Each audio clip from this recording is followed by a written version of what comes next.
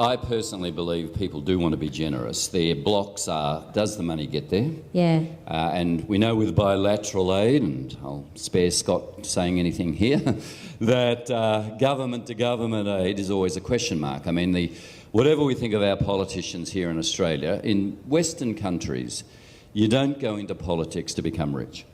Sadly, in many developing countries, that's exactly why you go into politics. Exactly.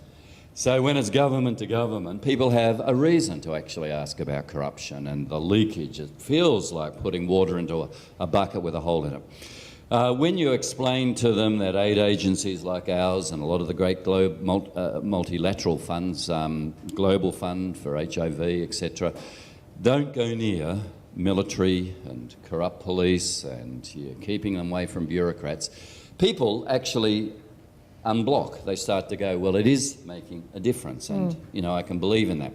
The great one for people is the overheads are all too much.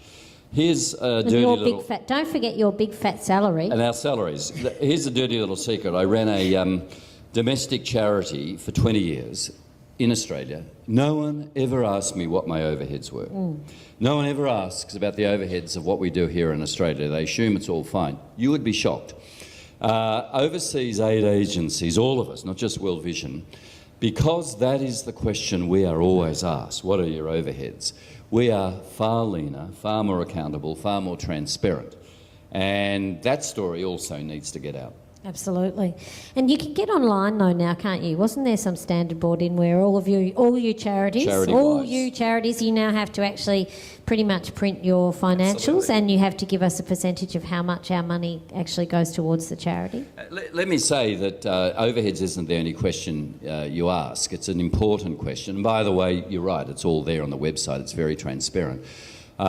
If my wife was sick, I wouldn't start ringing around medical clinics and as my first question say, what are the overheads of this medical clinic? I would say, what's the effectiveness rate of dealing with this illness my wife's got? And I wouldn't mind too much about the overheads if it was going to be effective. So overheads is important, but when you invest in design and proper evaluation and the things that you haven't skimmed to the bone just to get low overheads, that also is an important question to ask.